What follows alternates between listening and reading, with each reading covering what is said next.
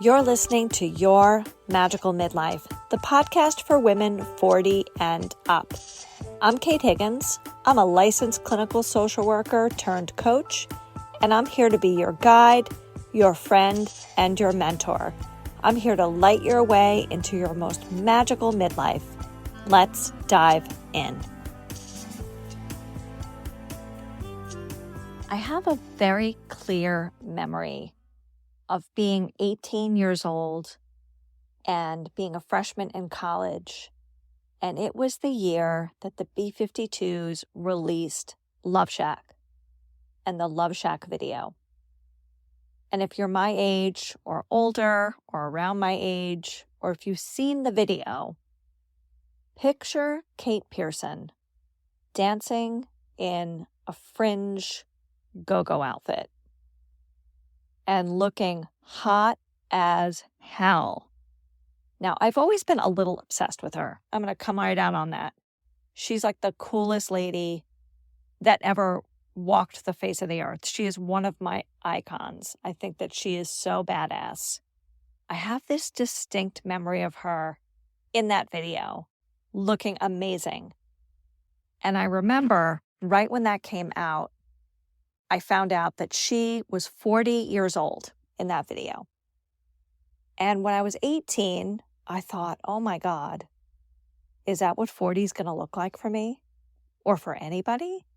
That's my goal. I want to age like Kate Pierson in the Love Shack video. That's what I thought to myself when I was 18 and watching that.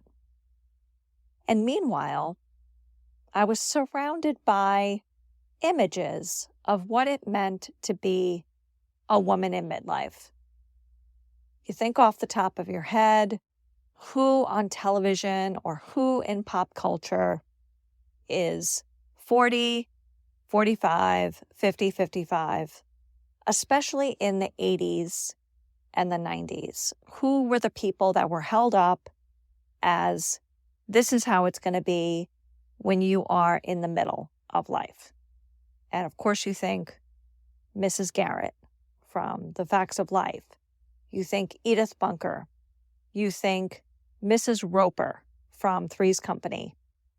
You think of any dowdy, has-been-y woman who is hypersexual and a little desperate and either wearing a muumuu and has just given up and is eating ice cream in her recliner. You know what? That doesn't sound that bad to me, eating ice cream in a recliner. I might eat ice cream in my recliner tonight. Booyah. That sounds great. But back to what I was saying, you're either eating ice cream in your muumuu in your recliner, or you're wearing a too tight, inappropriate outfit, usually leopard print. You're a little too hypersexual to be appropriate, and it's kind of a joke. And you're desperate to hang on to the attention of your husband who wants nothing to do with you. I'm thinking Mrs. Roper, Peg Bundy from Married with Children, and Lana, that other desperate woman on Three's Company who was always chasing Jack Tripper around. Lana, come here, Jackie boy. And she was supposed to be, I don't know, was she supposed to be 40? I'm probably way older than Lana at this point. Whew, we get such a mixed message. I really want to hang on to Kate Pierson in the Love Shack video, don't you? Doesn't that sound so much more fun? Pop culture hands us a pile of poop. The women who were supposed to be over, old, out of it, done, were probably, in retrospect, much younger than you think that they were supposed to be. When I found out that when The Graduate was filmed, Anne Bancroft was, I hope you're sitting down when I say this, Anne Bancroft was 36 years old when she filmed The Graduate. And she was supposed to be desperate, hypersexual, menopausal, and desperate to hang on to her youth. She was supposed to be a woman who was afraid of losing her charms, competing with her daughter, who's obviously much younger. And this is the message that we get. We get the message that when you get to a certain age, that's it for you. There's no more sexiness. There's no more juiciness. There's no more fun. You're a desperate hag, or you're totally washed up. And I would really like us as Gen Xers to reject that notion in its entirety. And I see a lot of it now, which is awesome. I see a lot of women my age taking care of themselves, dressing for fun and pleasure, doing what they want to do, living the lives they want to live, dating or not dating, wearing a miniskirt or not wearing a miniskirt, wearing shorty shorts or not wearing shorty shorts, but breaking free of that message that we definitely got. Now, my mom is deceased and has been deceased now for almost 3 years. And I've been spending a lot of time going through my parents' stuff because my father is now in a facility and the house is getting ready to be sold. So there's a lot of going through the things. And he's not like a particularly sentimental person. So there's just, and my parents were not organized. So there are boxes upon boxes of pictures in no particular order, mostly of my parents together on the various trips that they went on. My dad was a business person. He traveled extensively throughout Europe and often took my mother with him, or she would meet him partway through the trip and then they would have a vacation together. They were very lucky. And so there's lots and lots and lots of pictures of my mother now at my age, a little bit younger and a little bit older. And I look at her and she definitely doesn't look the way my friends look now. My friends are aging in a different way. And I'm sure you are too. I'm sure you're not a frowsy browsy, a frumpy dumpy. I'm sure that you are having fun with your clothing, having fun with your fashion, having fun with your appearance. And then there's the other side of it. There's the fear, and I see a lot of women in this category as well, especially now that I live in Sarasota, Florida, which is a relatively wealthy place. A lot of wives of investment bankers or women who made a lot of money on their own and moved here, or who are in real estate or in finance. A lot of people my age here, 52, 53, 55, are actually retired wealthy people, and good for them. But I see a ton of Botox and fillers and possible facelifts for women who, in my opinion, for whatever this is worth, are too young to have a facelift. Now, I know you could say, oh, well, women have facelifts at 40. And I think to myself, oh my God, that's way too young to get a facelift. You're barely aging at that point. Or at least I felt I was really barely aging at that point. At 40, I was still, I was at the beginning of performing burlesque. And I was in a troupe with two women who were much, much younger than me, like 17 years younger than me and 12 years younger than me.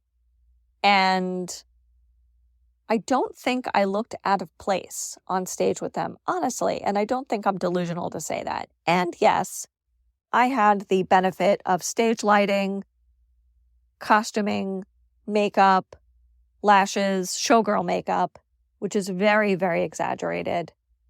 And, you kind of all look the same on stage. And it doesn't matter if I was 40 and they were like 28 and 24.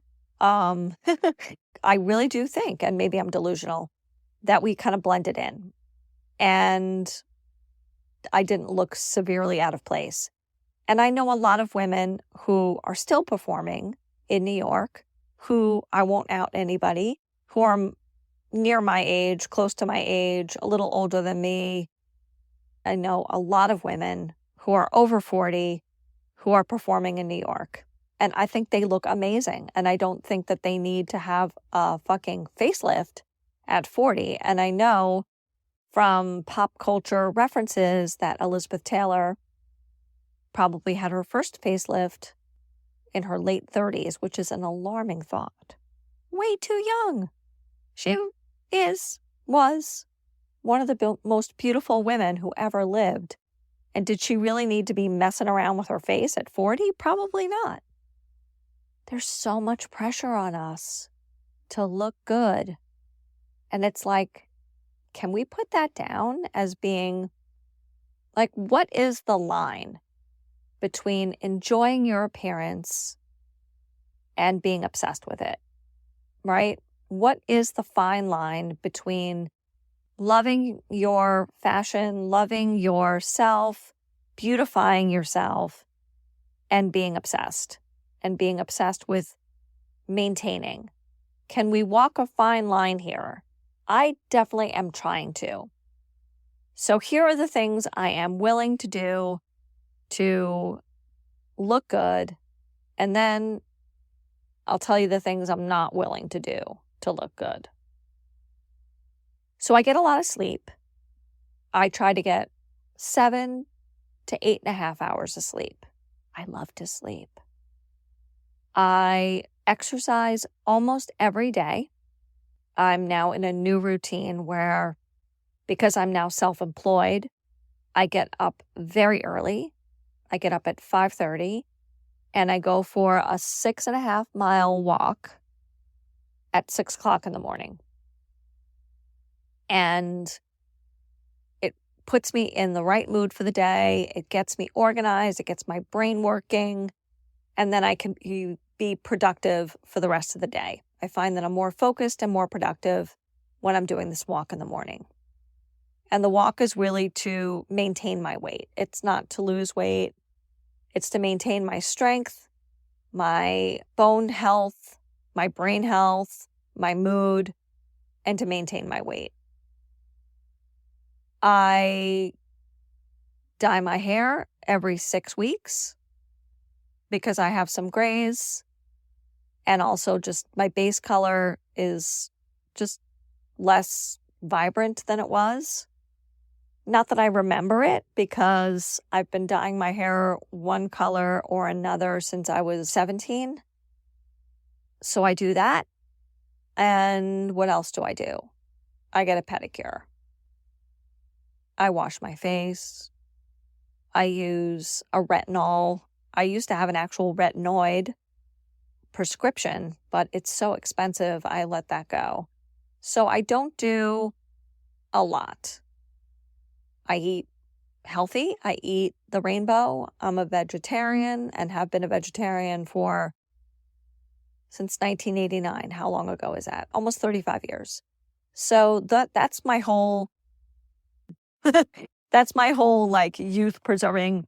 Oh, and I wear sunscreen. I wear sunscreen and have worn sunscreen since the 90s when it became like ubiquitous and everywhere. So that's like my whole, youth preservation routine is diet and exercise, relative clean living. I drink like twice a week now, and that's like one drink. And that's really it. Like, I don't do Botox, but no judgment if you do Botox. I just find it's expensive and not cost effective.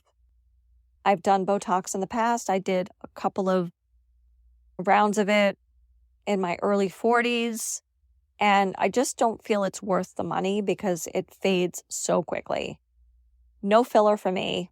I think it looks bizarre. Even if it's done really well, I don't think it looks great. And what I would be willing to do but haven't done yet. I would be interested in getting veneers because I think that they do a lot for making somebody look more vibrant as they age. And my teeth are not in great shape, but that's like a $15,000 investment that I don't have the money for at this moment. I would do a brow lift again if I had the money, but I don't. And that's like permanent Botox. And that's really all I'd be willing to do at this point. I see some women who have really good, subtle fillers, but again, it's not really super cost effective. It needs to be constantly maintained like every 6 months. And it's not cheap. It's like $2,000 every 6 months. For me, not really worth it. I would rather just, ideally, I would love to be totally fine with how my face is changing. But it's not easy. 10 minutes before I pressed record on this recording, 10 minutes before I started recording, I was in the bathroom and looking at myself in the mirror, and I thought, oh my God, I look so tired. I have bags under my eyes, and I have makeup on today. I have concealer on. I slept last night, and I just look tired. And I look tired because I'm 52, closer to 53. I'll be 53 in January. So that's why I look tired, because I am tired, because I'm living my life and I'm in the middle. And maybe there's nothing wrong with looking your age. I used to be so flattered that everybody thought I was much younger than I was. I used to really get a little thrill for it because I was always mistaken for vastly younger than I am. And I still get it occasionally. I used to really love the, oh, you couldn't possibly be 41. Oh, you couldn't possibly be 37. Oh, you couldn't possibly be 45. I used to love it, love it, love it, love it. In fact, I always looked super young. When I was first a social worker and working on an adolescent psych unit, I was, let me think, I must have been 30 when I worked on that unit. Yeah, I worked on that unit in 2001. And yeah, I was 30 on the nose.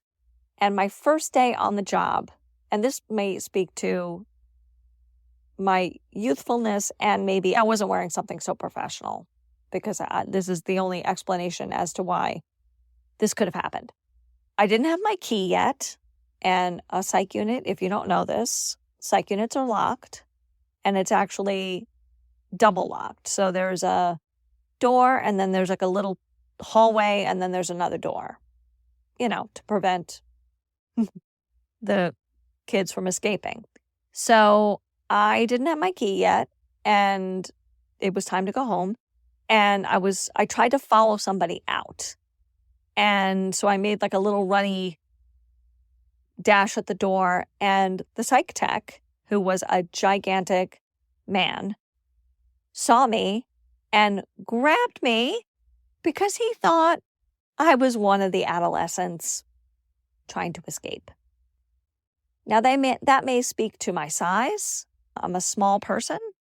That might speak to maybe I wasn't wearing something that identified me as a staff person. Maybe I was wearing something ridiculous, and let's admit it. Let's be honest. I often wear things that are silly and bright, Maybe my outfit wasn't the most professional, and that's why he thought I was so much younger. But I was often mistaken for a teenager or a young adult, even well into my 30s. And I think that's a lot to do with just my physical size. I'm petite. So people often just assume you're going to, keep growing. I don't know why people knock years off of me like I haven't finished growing yet. But, I stopped growing at about 18. Or 17. Yeah, it's a strange thing. The obsession with staying young, looking young, is a strange thing. It's a strange thing to explore. And it would be great if we could keep the youthful spirit and accept our aging bodies. That would be really the goal, because I often see very old, mostly women, very old women who have a youthful spirit.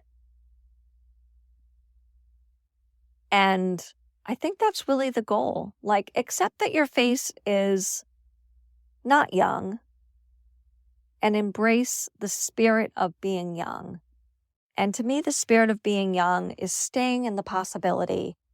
It's staying in the energy of exploring, learning, and growing. And that's really the best anti-aging cream that you can have, is an attitude of possibility. And I think that's really the best place for me to leave this episode. But before I close, I am going to pull a card, because this is what I'm doing. So I would love for you to focus and think for a moment. And you're going to hear me shuffling because, why not add that sound effect of shuffling? And I'm going to pull a card for this episode. And our card for this episode is the Queen. Oh, interesting. The Queen of Swords. The Queen of Swords is really the crone of the day. So it's hilarious that this is what's showing up for this episode. She is the card of the infinite wisdom of age. She is sure of herself. She is focused. And she is old. She is wisdom. She is the highest wisdom that comes with the experience of aging. And she's an excellent card for this episode. So thank you so much for listening, and I'll see you next week. Thanks again for listening to Your Magical Midlife. I'm Kate Higgins, your host. You can follow me on Instagram at Your Magical Midlife. You can check out my offerings on my website, www.yourmagicalmidlife.com. I offer one-to-one coaching, group coaching, retreats, a blog, and this podcast. Please remember to like, rate, and review to keep me in those algorithms. Have a great week. See you soon.